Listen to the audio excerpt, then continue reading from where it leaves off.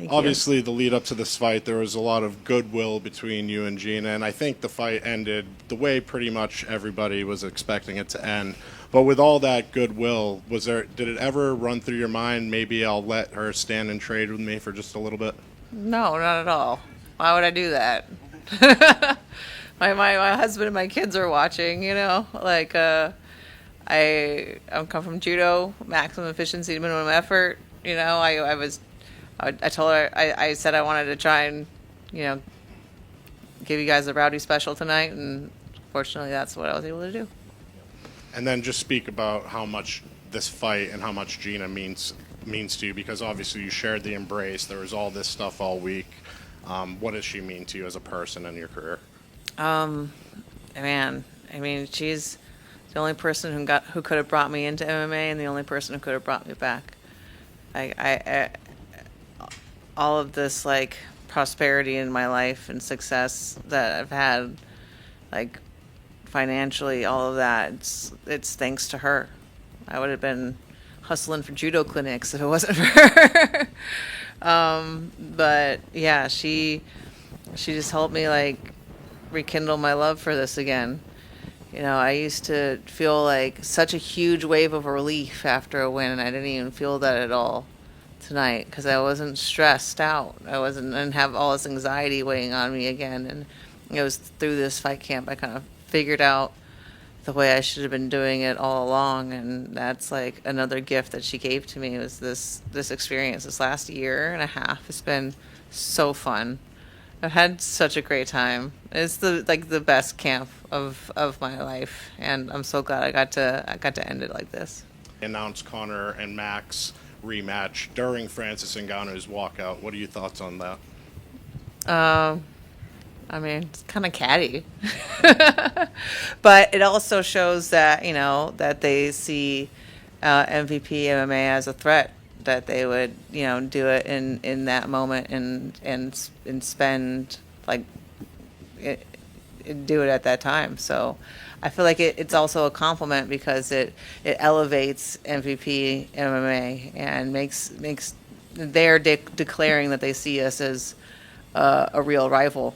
And I think that's such a compelling story, and now they're helping us tell it. I think this is much better than retiring undefeated. I think I didn't really learn until I went into pro wrestling and saw that if you retire with the title, you take all of that equity with you, and it would have been to the detriment of the division if I did that. And I think that's part of one reason why the 145-pound division is gone in the UFC, because it retired with Amanda, and I think it needs to be passed on. And that was a really selfish goal for me to have, and it was. I'm glad that I was, that my equity was able to live on past me and continue to give credibility to the division. And if I retired undefeated, I would have taken the credibility with me. And so it was the best thing for the sport. And do you plan on sticking around? Because, again, you're such a polarizing figure, and you can do so much good. You could do even more. And it's selfish for me to ask, but are you planning on sticking around MVP?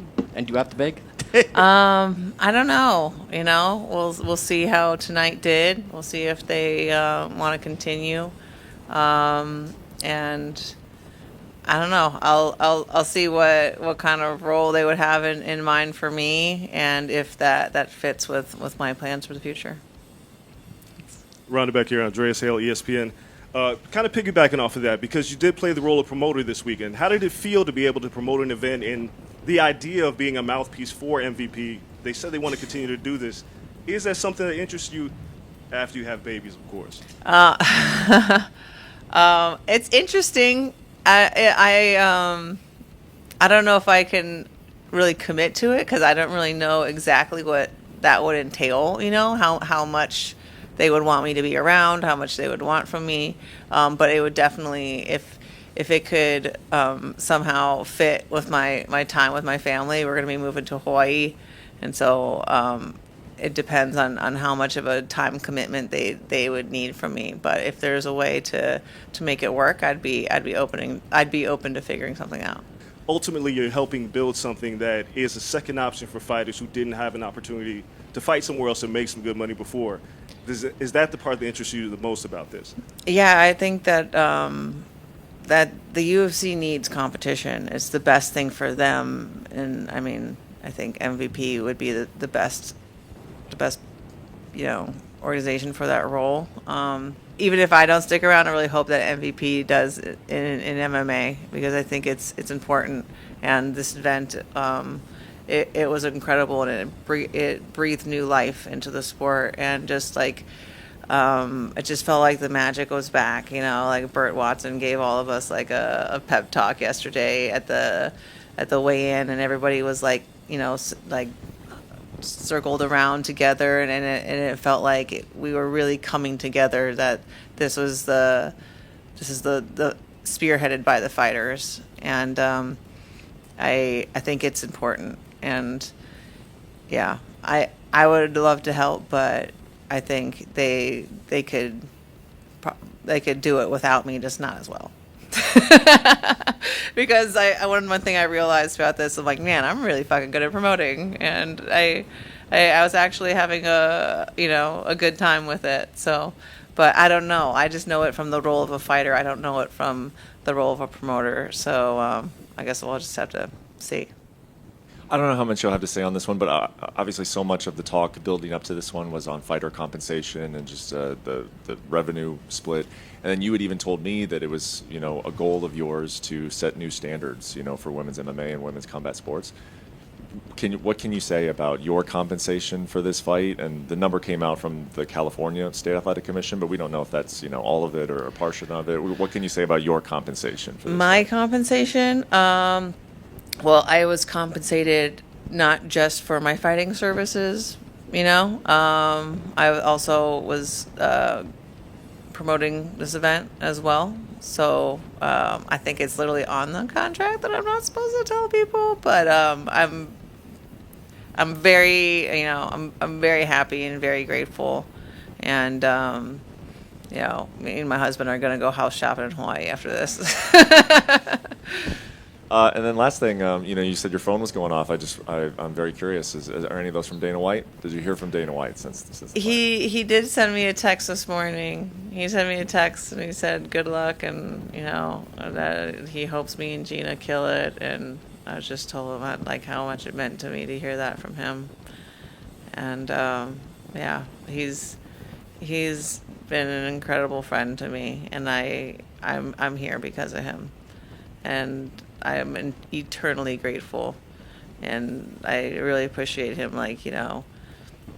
giving me his blessing to go out and do this on my own. You talked about changing the MMA landscape. Jon Jones was here tonight. He talked on the broadcast about wanting to get out of his contract to fight Francis Ngannou. I just want to say, do you have a message for him or any thoughts on that situation? I mean, I think it would be incredible to promote the two of them, but yeah, I mean, it is such a shame that he's stuck where he's at, and I feel like if you're an independent contractor, you should be able to be independent, and I think it's unfair that he's not paid as an employee, but he can't go out and work for whoever he wants. It's like, I don't know. I just feel like it's wrong to hold him hostage like that. And I don't know how long is left on his contract, but do you know? 3 years? Yeah. It's a shame. I feel like if you're an independent contractor and you're not an employee, that you should be able to fight wherever you want. But, that's not up to me.